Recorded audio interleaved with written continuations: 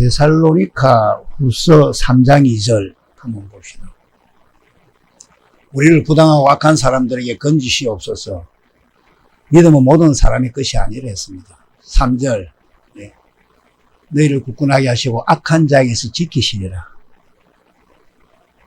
우리를 굳건하게 하시고 악한 자에게 지키는데 어떤 자만 지키게 하느냐? 어떤 자만? 오늘 제목이 약속입니다. 약속. 약속을 믿는다고 그 믿는 자만 지키게 하느냐? 아닙니다. 오늘 말씀을 잘 들으시고 참으로 주님의 음성을 들려주길 원합니다. 마태복음 28장 20절을 보시면 하나님의 손은 우리와 함께 하시는 것입니다. 우리와 함께 하는 것. 그럼 우리가 하나님과 함께 하기 위해서는 어떻게 해야 할까요?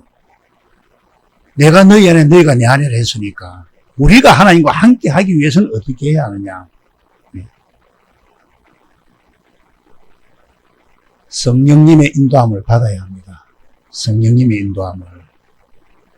많은 사람들이 지금은 성령 시대다 이렇게 이야기를 합니다. 그래서 구약에는 성부 하나님께서 인도하셨고 예수님 오셨던 그 당시에는 성자 하나님께서 역사하셨고 오순절날 성령 강림 이후에는 성령님이 역사하는 시대다. 그래서 지금은 성령 시대다 이렇게 말을 합니다. 그리고 또 다른 많은 목사님들은 예수님은 한 분이신데 구약에는 성부 하나님으로 나타나 역사하시고 예수님 당시에는 성자 하나님으로 나타나 역사하시고 그 하나님이 이제는 성령으로 역사하신다. 그래서 하나님은 한 분이시고 시대에 따라서 태를 바꾸어 나타나신다 이렇게 말씀합니다. 지금까지 한 말씀 모두 양태론입니다. 그래서 우리는 성령님, 하나님, 예수님을 바르게 알아야 합니다. 그래서 성령님은 만세 전부터 지금까지 어떠한 일을 하시고 예수님 그리고 하나님께서는 무슨 일을 하시는가? 그리고 또 어떤 사람에게 하나님께서 성령을 보내시는가? 이런 부분들을 오늘 말씀을 통해 바르게 깨닫는 시간이 되기를 바랍니다. 많은 사람들이 이런 부분들을 바르게 알지를 못해서 거짓 선지자에게 속아서 종교에 매여 살아가는 모습을 많이 봅니다. 예수님을 믿는 대부분 사람들은 내 죄를 대신에 십자가 지신 예수 믿고 교회 열심히 다니고 그러면 구원받는다. 봉사하면. 그리고 이 모든 일들은 성령님의 인도와 예수님의 은혜로 이루어졌어서 성령님의 역사다. 그래서 성령님께서 예수님을 믿게 하시고 교회 생활을 열심히 하게 하신다. 이렇게 이야기하는 사람들이 많이 있습니다. 그런데 주변을 우리가 한번 보면 성령의 인도함을 받아서 예수를 믿고 교회를 열심히 다니던 사람이 어느 날 어떤 일로 낙심하거나 또는 마음의 상처를 받고 실족을 하거나 또는 의심하고 갈등을 해서 다른 종교를 찾아다니다 이단에 빠지거나 아니면 아예 교회를 다니지 않고 있는 것이 현실인데 그럼 예수님을 믿고 교회를 열심히 다니던 사람들이 다른 종교로 가거나 교회를 다니지 않는다면 그 사람 성령님이 임했다가 성령님이 떠나버렸다는 말씀입니까? 그리고 또 어떤 목사님은 성령을 받은 증거는 방언을 하는 것이다. 방언을 해야만 성령을 받은 증거다. 그래서 오순절날 성령 강림 사건으로 120명 문도들이 성령을 받고 다른 나라의 언어로 방언을 하지 않았느냐. 그래서 성령이 임한 증거가 방언이다. 이렇게 주장하는 목사도 있고 교단도 있습니다. 그렇게 주장하는 교사도 있고. 제가 두 가지만 더 이야기하겠습니다. 그리고 신사도 운동, 잘 아시죠? 신사도 운동. 초대 교회 때 세운 사도들을 예수님 재림 때에 세워서 능력과 표적을 통해서 하나님 나라를 세워나간다 하는 것이 신사도 운동인데 지금은 지방교회라는 이름으로 목사는 별로 인정하지 않고 모두 형제들이라 이렇게 주장을 하기도 합니다.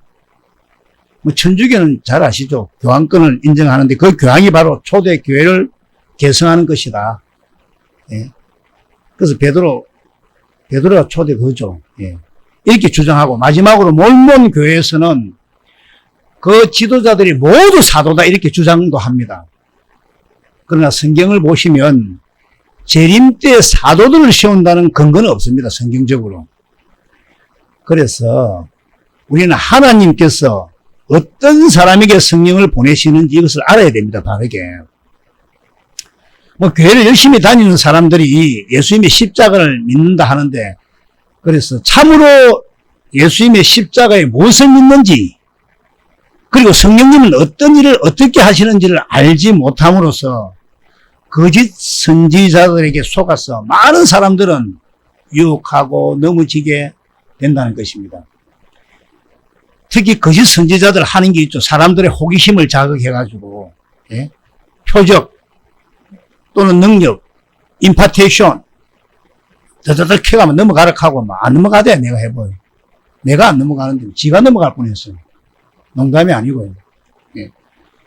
성령의 전이 즉 사람을 그 항올케 하는 신부주의 CD도 그런 CD가 있어요. 음악을 막 묘하게 듣는 CD가 있다고. 오늘 그걸 내는데 준 목사님이 오실 겁니다. 세미나 때. 이런 걸 통해서 사람을 넘어지게 하는데 이것은 거짓 선지자의 배후에 있는 누구의 계략입니까? 마귀의 계략이죠. 마귀의 계계. 우리가 이런 데 속지 않으려면 하나님께서는 어떤 사람에게 성령을 보내시는지 또 성령은 어떤 일을 하시는지 이것을 알아감으로 해서 온전한 신앙으로 자라나는 은혜가 있기를 바랍니다. 그래서 지금 이 시대를 성령 시대를 하는 자체가 사실은 잘못된 겁니다. 우리를 구원으로 이끄시는 것은 성령님의 단독 사역으로 이루어지는 것이 아니라 삼위 하나님의 사역으로 우리가 구원으로 이끄심을 받는 것입니다. 믿으십니까?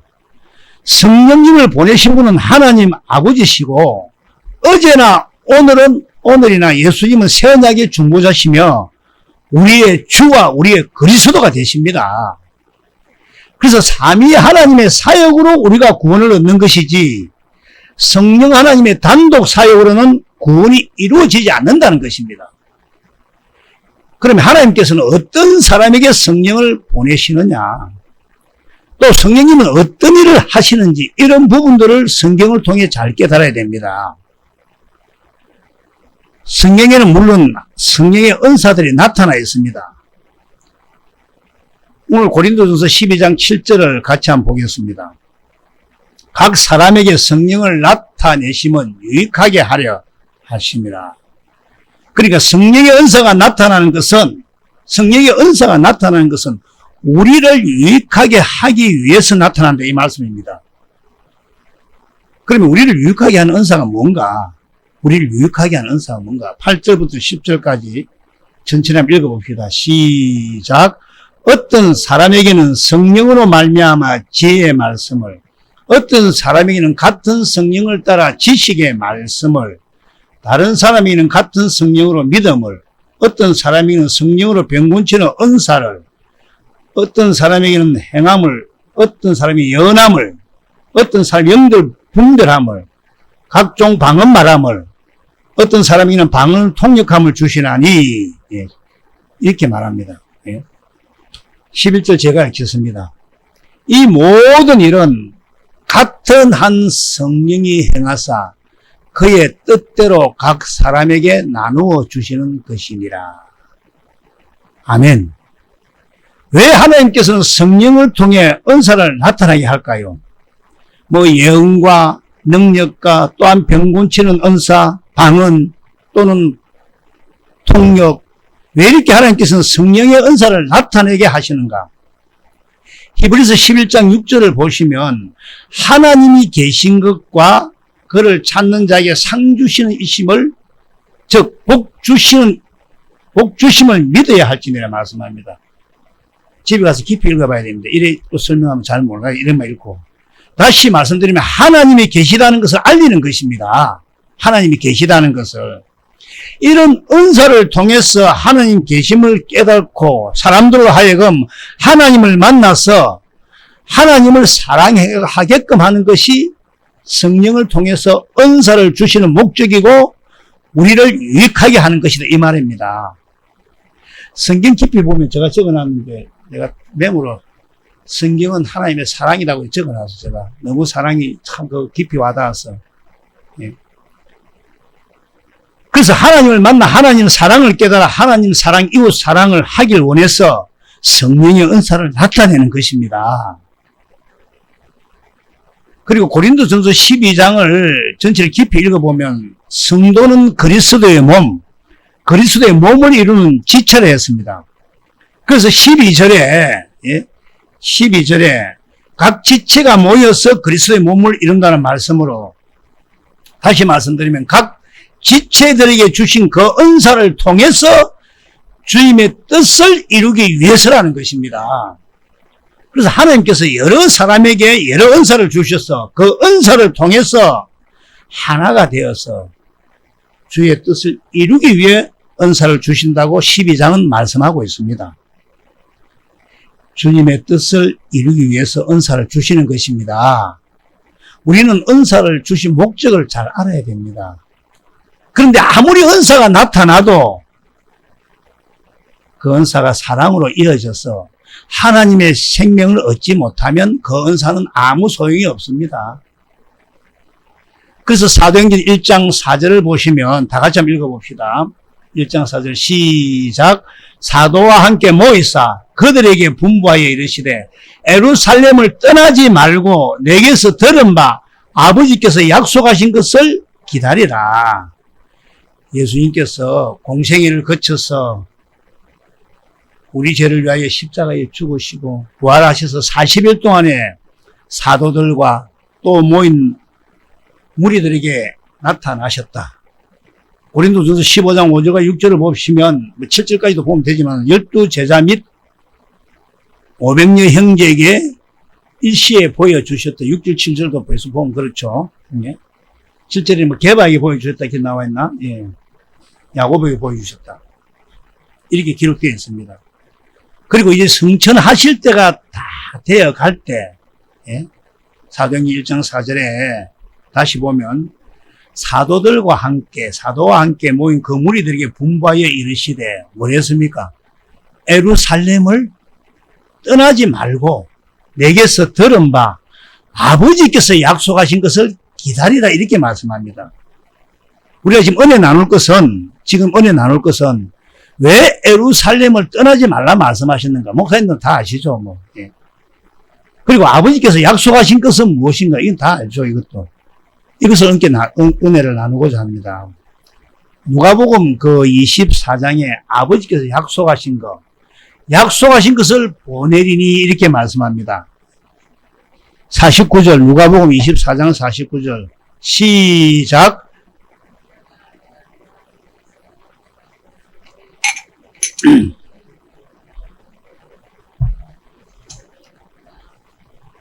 우리 다 잘 알고 있죠. 아버지께서 약속하신 것.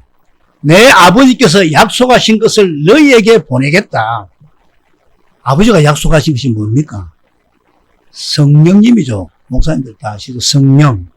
아버지께서 약속하신 성령을 너희에게 보내리라. 누가 보내신다고? 볼지어다. 내가 내 아버지께서 약속하신 것을 너희에게 보낸다. 너희에게 보내는 성령. 누가 보내신다고 합니까? 여기서는 예수님께서 보내신다고 말씀합니다. 내가 내 아버지께 약속하신 것을 너희에게 보낸다. 그러니까 예수님이 내 아버지께서 약속하신 성령을 받아서 보낸다 이런 말씀입니다. 그래서 사도행전 2장 33절 맞죠? 33절에서 다 같이 한번 읽어봅시다. 시작. 하나님이 오른손으로 예수를 높이시매 그가 약속하신 성령을 아버지께 받아서 너희가 보고 듣는 이것을 부어주셨느니라. 오른손은 잘 아실 거고 하나님이 여기서 하나님은 성부 하나님을 말씀하죠. 성부 하나님이 오른손은 권능, 능력 이런 거죠. 예? 오른손으로 예수를 높이심에 그가 약속하신 성령, 아버지께서 약속하신 성령을 아버지께 받아서 너희가 보고 듣는 이것을 부으셨느니라. 이렇게 말씀합니다. 여기서 누가 성령을 보내신다고요? 하나님 오른손으로 예수님을 높이심에 그가 약속하신 성령을 아버지께 받아서 너희가 보고 듣는 이것을 부어주신다. 그러니까 예수님께서는 성령을 누구에게 받아서 보내신다고 말씀합니까? 하나님 아버지께 받아서 보내신다고 말씀합니다. 하나님께서 창세전에 만세전에 예정하신 이 택한 백성들을 하나님 아버지께서는 예수님을 이 땅에 보내셨을 때 다 아들에게 맡기신 것입니다. 그래서 하나님 아버지가 성령을 보내시는데 반드시 예수 이름으로 보내십니다. 다시 말씀드리면 그 성령님을 보내시는 분은 하나님 아버지신데 예수님께서 하나님 아버지께 성령을 받아 우리에게 보낸다, 이런 의미입니다. 그러면 우리가 성령을 구하기 위해서는 어떻게 기도해야 됩니까? 예수의 이름으로 하나님께 기도해야 되겠죠. 예수의 이름으로. 그럼 이제 하나님께서 약속하신 성령, 이 성령은 구약에도 하나님께서 약속을 하셨습니다. 그래서 에스겔서 36장 25절, 26절, 27절에는 새영, 새영 26절부터 봅시다. 25절 나중에 또 볼 거니까. 새영 또는 내영이라 하기도 하고, 27절에 내영이라 하기도 하고, 내신, 내영. 요엘서 2장 28절, 29절에도 내영, 내영을 만민에게 부어주겠다 하였는데, 요엘서 2장 28절, 29절. 그러면 성령님은 과연 무슨 일을 하시는가, 예수님과 함께? 사도행전 1장 3절 한번 읽어보겠습니다. 시작. 그가 고난 받으신 후에 또한 그들에게 확실한 많은 증거로 친히 살아 계심을 나타내사 40일 동안 그들에게 보이시면 하나님 나라의 일을 말씀하십니다. 예수님은 고난을 받으신 후 부활하셔서 40일 동안 사도들과 모인 무리들에게 나타내시는데 이 40일 동안 그들에게 보이시면서 무엇을 말씀하십니까? 하나님 나라의 일을 말씀하십니다. 하나님 나라의 일을 말씀하시면서 약속하신 것, 아버지가 약속하신 성령을 보내주시겠다고 말씀을 하시는데, 그럼 성령님이 오셔서 우리에게 무슨 일을 하십니까? 하나님 나라의 일을 하신다는 것입니다. 믿으십니까? 성령 하나님은 우리에게 임하셔서 하나님 나라의 일을 하십니다. 그러면 하나님 나라의 일이 무엇일까요? 하나님 나라는 하나님이 다스리는 나라요, 하나님이 계시는 곳이요, 하나님의 영광이 나타나는 곳입니다. 할렐루야. 그럼 하나님 나라는 누가 다스립니까? 하나님이 다스리고 하나님이 계시고 하나님이 계시니 하나님의 영광이 나타난다는 것입니다. 믿으시죠? 먼저 하나님께서는 창세전에, 그럼 하나님 나라가 뭐냐? 하나님 나라의 일이 뭐냐? 하나님 나라의 일은 세 가지가 있죠, 세 가지. 먼저 하나님께서는 창세전에 우리에게 무엇을 약속하셨습니까? 하나님 아버지께서 먼저 우리에게 약속하신 것이 뭡니까? 우리에게 먼저 약속하신 것. 영원전부터 하신 것. 영생이죠. 영생. 하나님께서 약속하신 성령을 먼저 보내주신다 했습니까? 무엇을 먼저 약속했습니까? 할렐루야. 그래서 하나님 약속을 먼저 알아야 됩니다. 디도서 1장 1절과 2절 잘 알죠? 1절과 2절. 1절과 2절. 다 같이 한번 읽어봅시다. 시작. 하나님의 종이요 예수 그리스도의 사도인 나 바울이 사도된 것은 하나님이 택하신 자들의 믿음과 경건함에 속한 진리의 지식과 영생의 소망을 위함이라. 이 영생은 거짓이 없으신 하나님이 영원 전부터 약속하신 것. 하나님께서 영원 전부터 약속하신 것이 뭡니까? 영생. 하나님께서 영원 전부터 영생 약속을 하셨습니다. 자, 누구하고 약속했습니까? 영원 전이니까 사람이라고는 한 사람도 없어요. 아무하고도 사람은 없어. 이 말씀은 누구하고 약속을 했느냐? 사람도 없는데 이 말씀은 삼위 하나님께서 서로 약속을 하신 것입니다. 삼위 하나님께서. 이것을 신학적 용어로 구원협약이라 이렇게 말을 합니다. 구원협약. 성부, 성자, 성령 하나님께서는 영원 전부터 약속을 하시고 사람을 지으시고 이 사람들에게 영생을 주시기로 삼위 하나님이 약속하신 것입니다.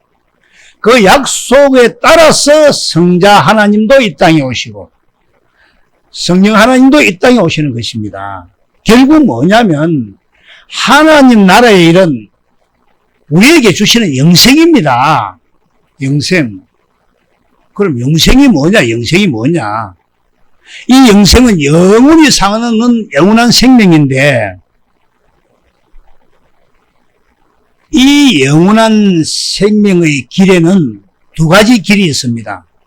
첫째 하나는 하나님의 생명을 얻어서 영생, 영원히 사는 길이 있고 두 번째는 하나님 생명 없이 영원히 사는 것도 영생이라 하지만 이거는 영생이라 표현을 하지 않죠. 영벌이라 이렇게 말을 합니다. 영벌. 그래서 영생은 하나님의 생명으로 영원히 사는 것이고 하나님의 생명 없이는 영벌, 영원히 지옥에 떨어진다 이 말씀입니다. 지금 영생은 시작됐습니다. 우리가 지금 사실은. 잘 기억하셔야 됩니다. 눈을 떠갖고 지옥이면 큰일입니다. 그것 때문에 교회 다니는 거지 뭐. 그래서 하나님께서 우리에게 약속하신 이 영생은 하나님의 생명으로 영원히 사는 것을 말하는데 바로 영생이 하나님의 생명입니다. 우리가 하나님의 생명으로 영원히 살게 될 때 이게 영생이다 이 말입니다. 요한일서 2장 24절 한번 다 같이 합독하겠습니다. 요한일서 시작. 너희는 처음부터 들은 것을 너희 안에 거하게 하라. 처음부터 들은 것이 너희 안에 거하면 너희가 아들과 아버지 안에 거하라. 지금 우리 보고 하는 소리입니다. 아까 성자, 성부, 성령 하나님이 하셨는데 너희는 처음부터 들은 거.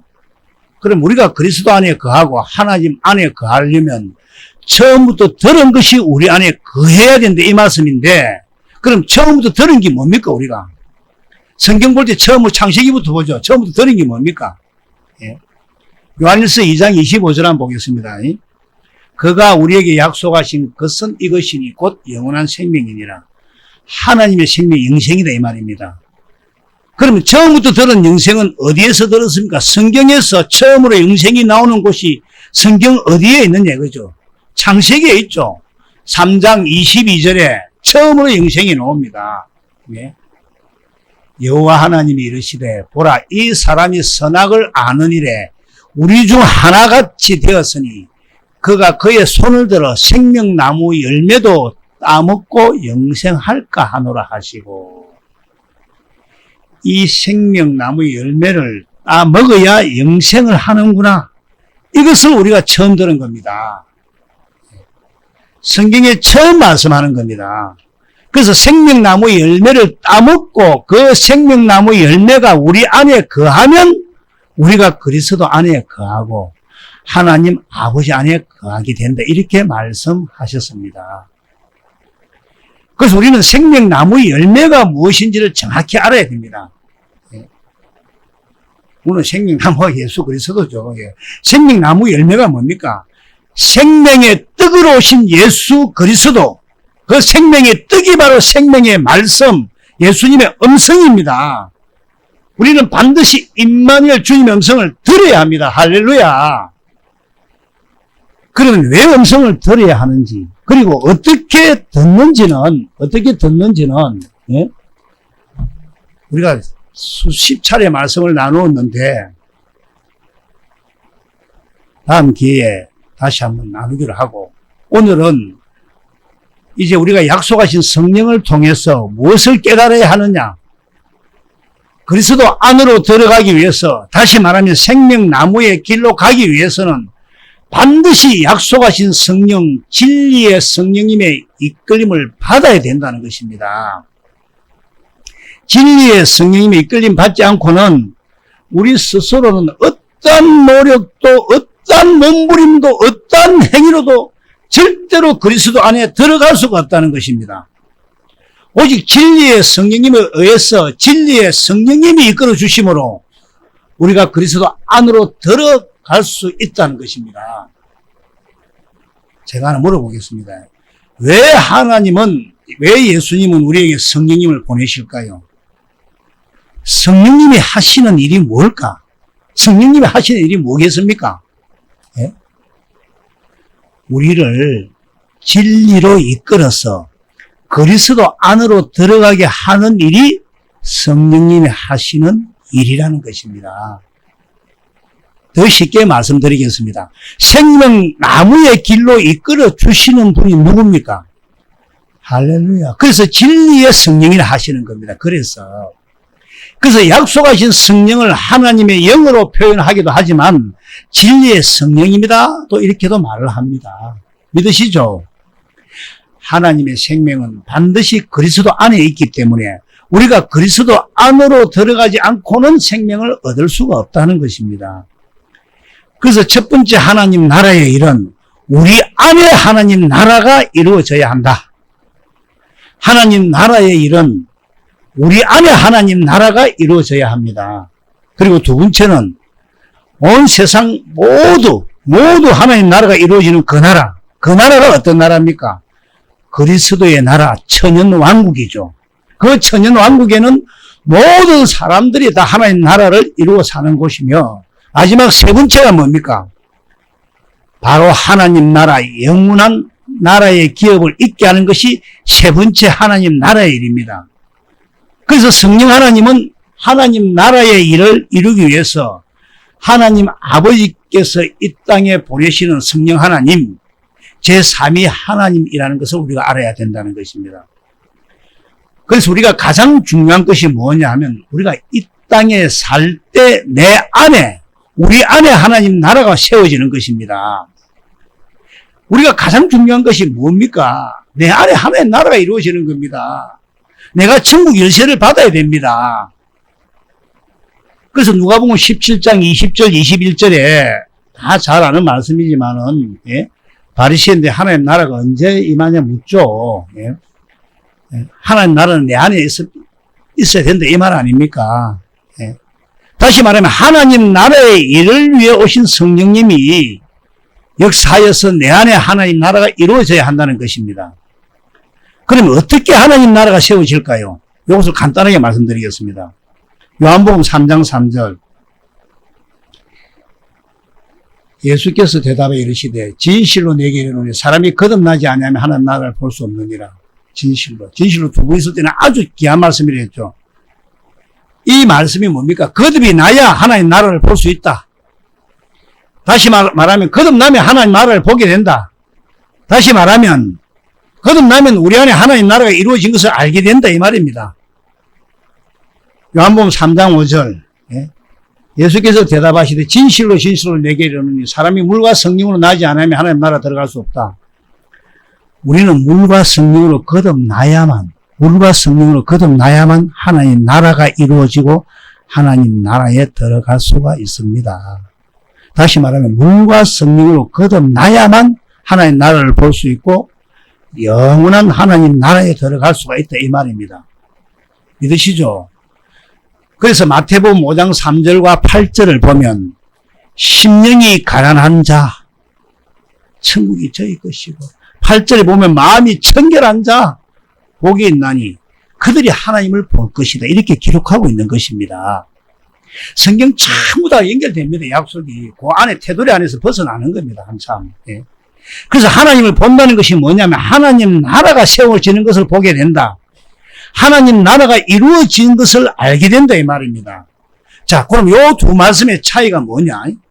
먼저 요한복음 3장 3절과 5절에는 물과 성령으로 거듭나야 하나님 나라를 보게 된다 이 말씀하고 마태복음 5장 금방 몇 절이요 3절과 8절이네 마음이 청결해야 하나님을 본다. 하나님 나라가 이루어진 것을 알게 된다. 보게 된다 이 말씀인데 그러면 물과 성령이 하시는 일은 무엇입니까? 잘 생각해 보세요. 물과 성령으로 거듭이 나야 하나님 나라를 보게 됩니다. 믿으시죠? 예. 또 마음이 청결한 자는 하나님을 볼 것이다. 하나님 나라를 보게 된다 이 말입니다. 그럼 결국 물과 성령님은 무슨 일을 하십니까? 그렇죠. 마음을 청결하게 하시는 일을 하신다 이 말입니다. 예. 믿으시십니까? 물과 성령님이 하시는 일은 마음을 청결하게 하시는 일, 예수님이 주시는 물, 또 성령 하나님께서 하시는 일은 우리 마음을 청결하게 해서 그리스도 안으로 들어가게 하셔서 하나님 나라가 이루어지게 하시고 하나님 나라를 볼 수 있게 하신다 이 말입니다. 믿으시십니까? 이해가 좀 될 줄 믿습니다. 그래서 에스겔서 36장 25절과 28절은 물과 성령이 하시는 일을 상세하게 기록하고 있습니다. 맑은 물을 너에게 뿌려서 정결하고 더러운 것을 우상숭배를 정결 다 놓고 있지 않습니까? 예? 그래야 새 영을 주어가지고 예? 물과 성령으로 우리를 정결하게 하신다는 것입니다.